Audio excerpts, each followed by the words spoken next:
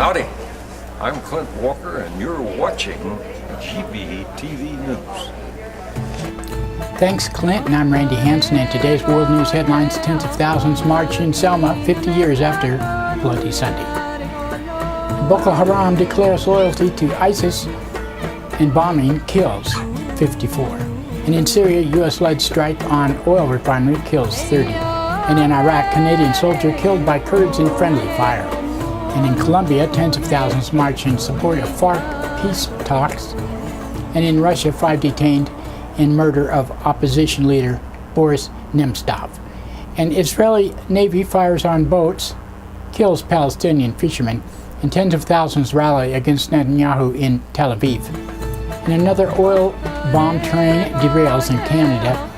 And pioneering documentary filmmaker Albert Mays dies at 88.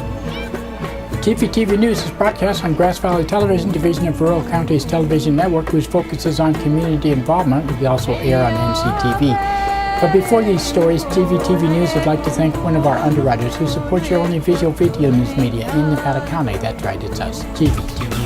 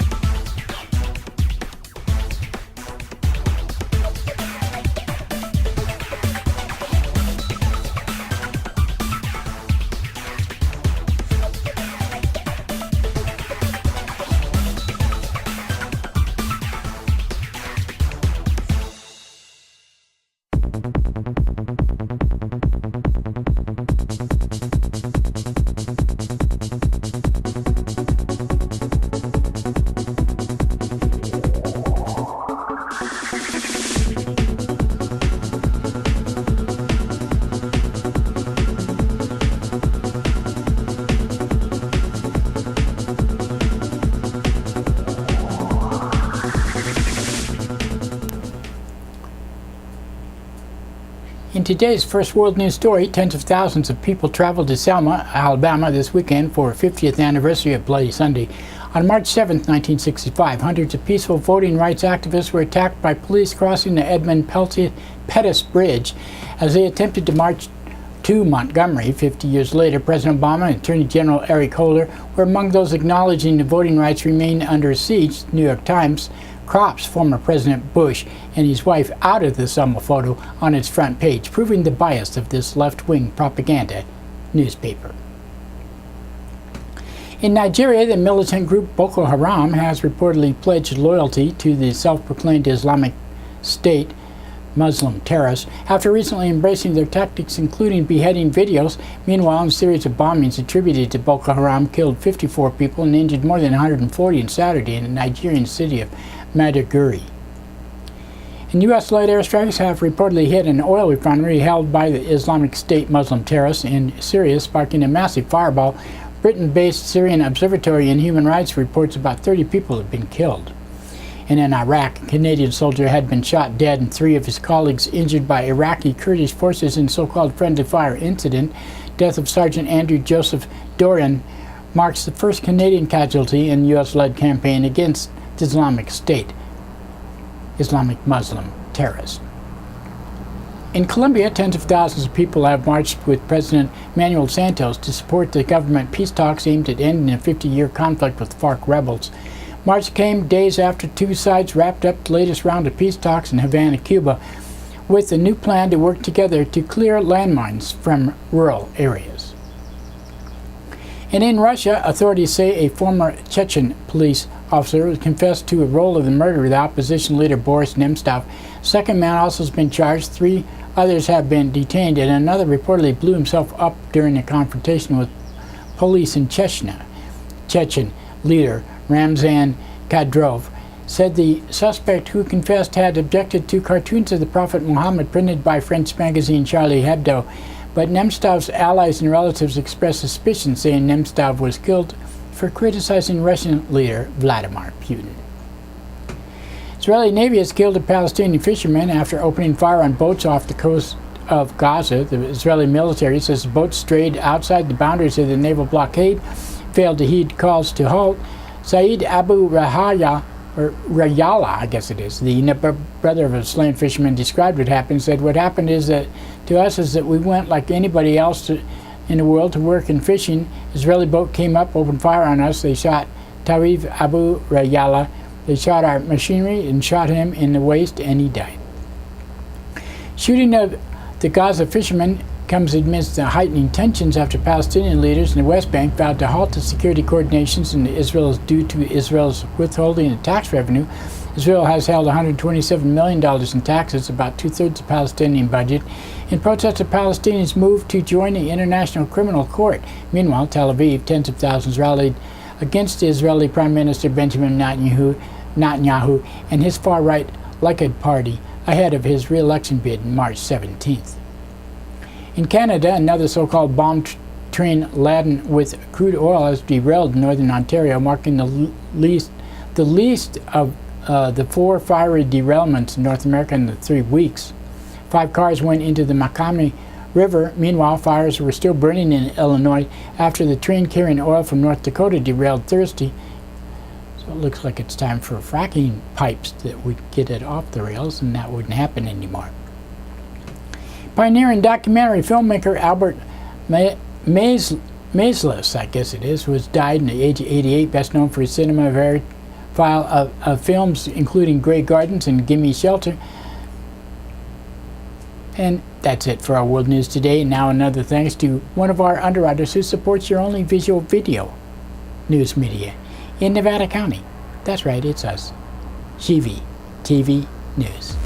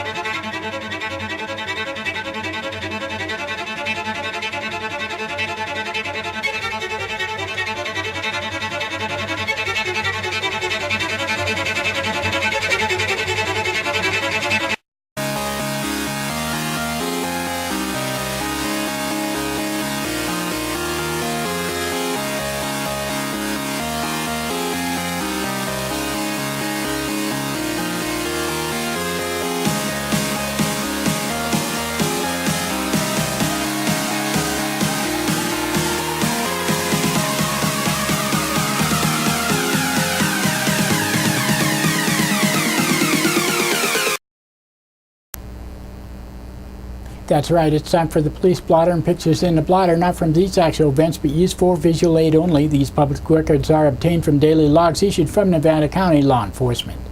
Grass Valley Police Department on Friday, 6:11 a.m., a person at the police station on South Auburn Street reported the theft of belongings along with other issues. On 6:24 a.m., a caller from Plaza Drive reported a man loitering and refusing to leave, harassing customers. At 10:02 a.m., a caller from West Main Street reported a man changing his oil for a pickup truck on the property. At 10:24 a.m., a caller from Pine Lane reported numerous people possibly engaged in drug activity in the area, possibly 10 people associated with a mobile home. At 10:36 a.m., a caller from Sutton Way reported people loitering around the empty real estate building. 10:53 a.m., a caller from Sutton Way reported a lady with a dog and all her belongings at a bus stop, preventing riders from using the bus stop. At 10:54 a.m., a caller from West McKnight Way reported a transient male carrying a mag light and wearing unzipped blue jeans, loitering and asking for money.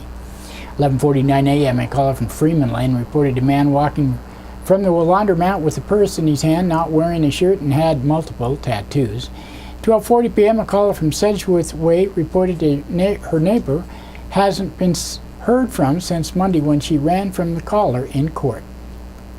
12:42 p.m., a caller from Nevada City Highway reported a panhandler with a large white sign accompanied by kids was creating a traffic hazard. And 1:09 p.m., a caller from East Main Street reported that a man stole a 12-pack of beer and a large Red Bull and left in a Jeep. And 2:16 p.m., a caller from Jenkins Street reported a car using excessive speed in the area and causing hazards. And 3:11 p.m., a caller from Hughes Road reported a group of people racing motorcycles up and down the roadway.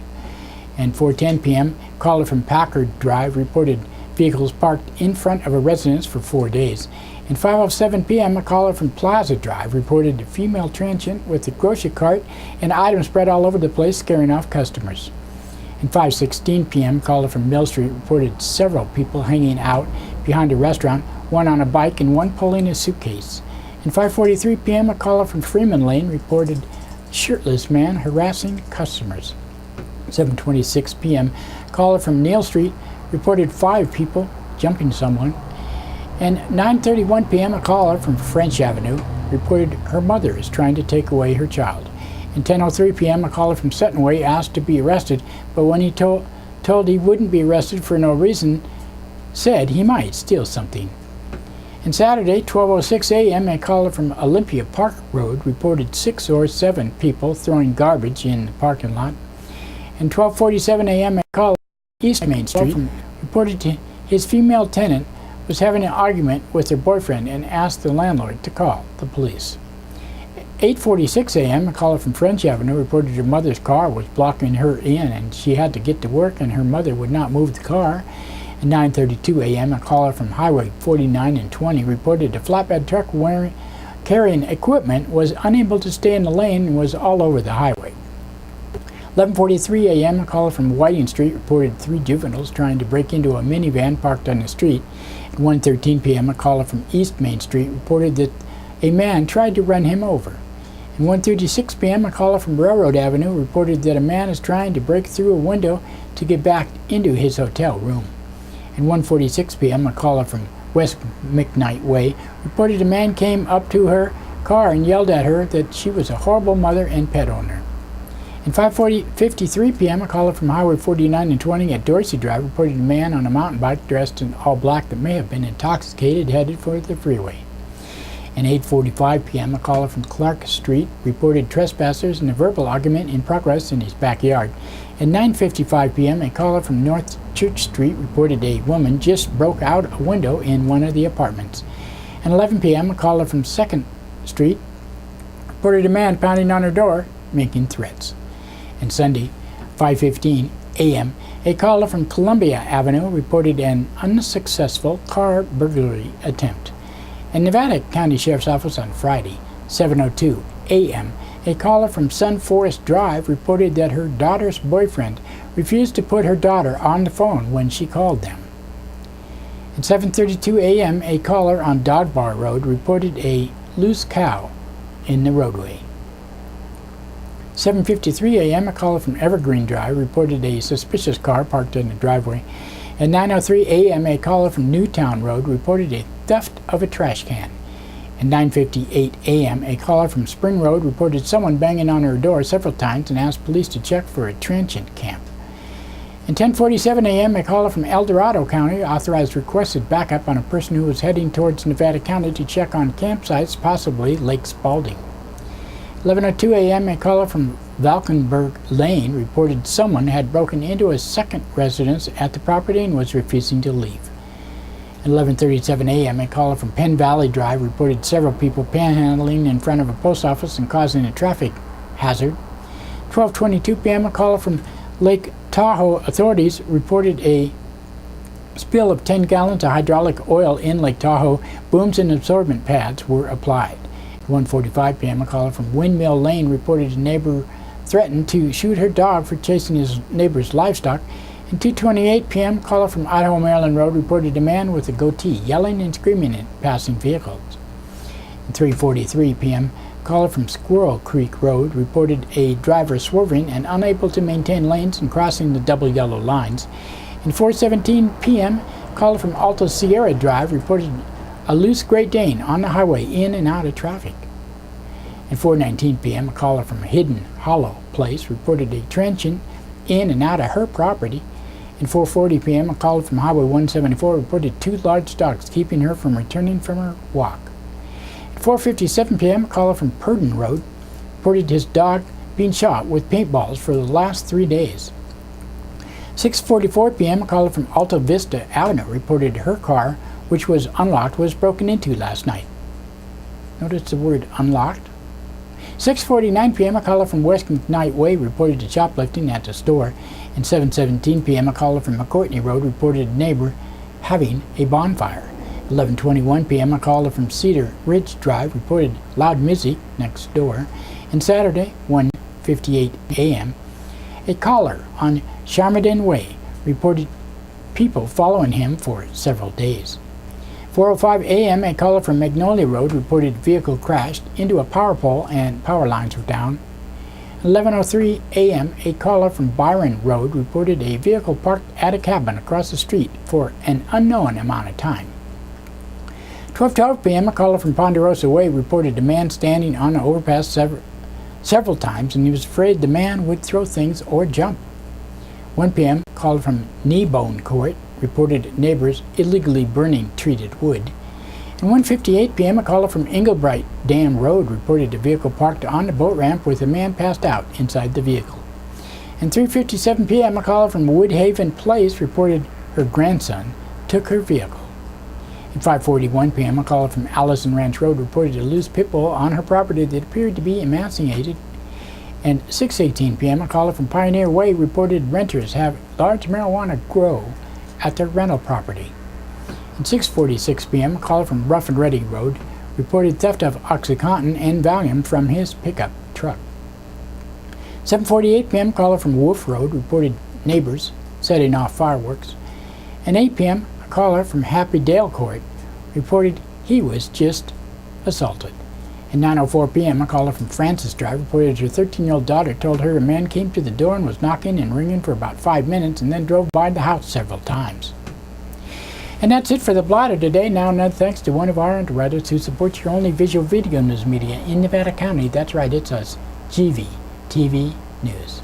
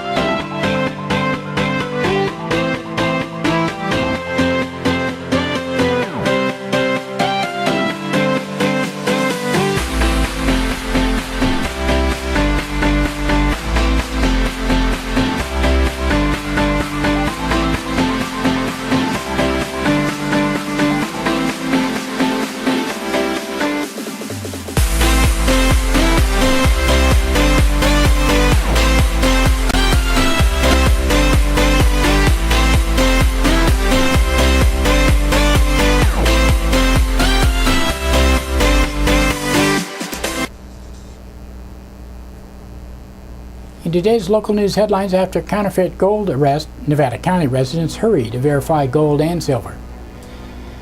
There's been an uptick in customers visiting local gold and silver dealers over the past week or so, but they're not looking to buy or sell. The arrest last week of the owner of the Grass Valley Gold and Silver on fraud charges has set off a different kind of gold rush in the area as people flock to dealers to check the authenticity of their precious metals. Gregory Arnaldi, 46, was arrested February 26 on 3 felony counts of possessing and selling more than $175,000 worth of fraudulent gold bullion bars out of his Mill Street storefront on 2 separate occasions last April. Naldi was released after posting a $100,000 bail, but was arrested again on the next day on charges of ongoing criminal activity relating to counterfeit gold and silver transactions. Over several additional victims came forward, according to the Nevada County District Attorney's Office. Bail was set at $1 million as of March 6th, and Naldi remains in custody in the Nevada County Sheriff's Office. Day after Naldi's arrest, the line of Sierra gold and coin on West Main Street was out the door, and the owner, John Engelhardt, said, "This place was a zoo," he said. Engelhardt estimated that February 27th, about 30 people had come through the doors of his business asking him to test their gold and silver, which he does using an x-ray machine that reveals the composition of the object. Judy Ellis, the owner of Gold Country Mine in Nevada County, said she also noticed more customers coming into her store on Cyril's Avenue to have their pieces checked. Ellis said to test gold by rubbing the pieces gently against a special surface which does not damage the metal, and then using a specially formulated acid on the metal residue on the check authenticity. Been a few times that people were concerned whether the items they owned or purchased recently were actually gold. She said news of Naldi's arrest has motivated people to check bars, coins, jewelry, and other items regardless of whether they've done business with Naldi. It's brought it to the top of everyone's mind. Alice said that, with the exception of one coin she wasn't able to verify, she has not discovered any instances of fraud. Engelhardt has some customers who haven't been so lucky. He discovered between 6 and 8 different pieces of fake gold and silver after customers brought them into his shop. A lot of people had a lot of bad stuff, he added. One of the people who's a 68-year-old customer who didn't want to provide his name, Grass Valley residents who mines gold in the area, said he was a longtime customer of Naldi's. When he heard about Naldi's arrest, he had 30 1-ounce silver bars and 4 10-ounce silver bars checked by Engelhardt as a precaution. 4 of the 1-ounce bars turned out to be fraudulent. The customer said compared to those who lost significant amounts of money, his loss of $85 was minimal.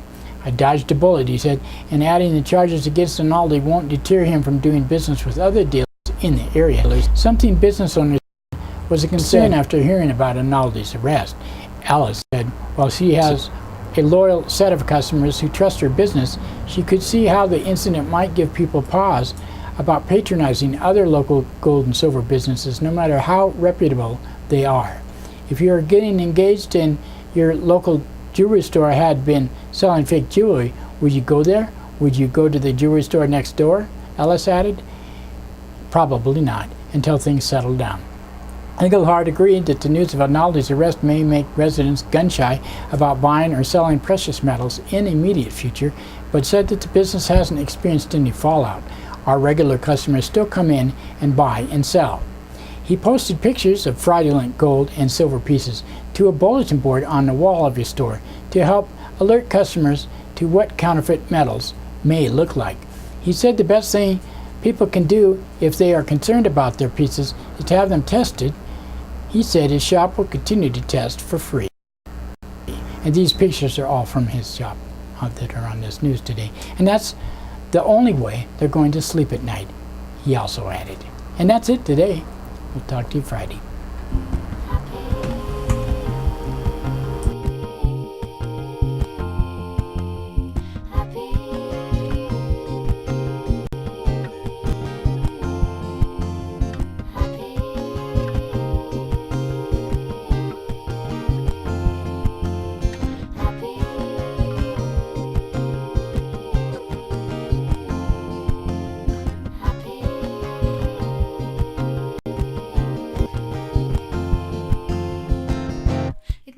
Crazy what I'm about to say.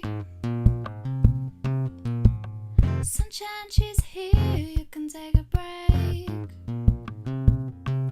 I'm a hot air balloon, I could go to space. With the air like I don't care, baby, by the way. Because I'm clap along if you feel like a room without a roof.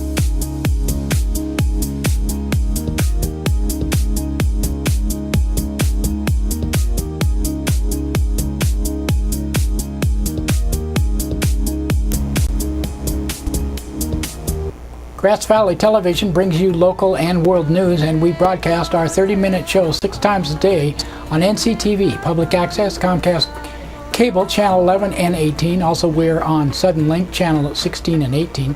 We have 3 amazing series: Music, a 30-minute weekly show that airs 4 times a week, and Pride, Integrity, Guts, and Service, hosted by Sheriff Keith Royal and me on a bi-monthly series, plays 4 times a week.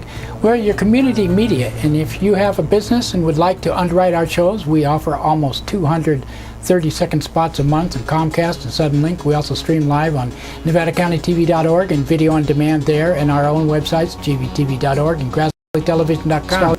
We also post to several Facebook pages and YouTube, Vimeo, Blip.tv, and many other sites on the web where we mirror our shows. We provide 30-second spots and a 60-second spot for you to embed on your webpage or whatever you want to do with it. For more information, you can call us at 362-8889 or email grassvalleytelevision@gmail.com. We will be happy to explain how your support of us will help us.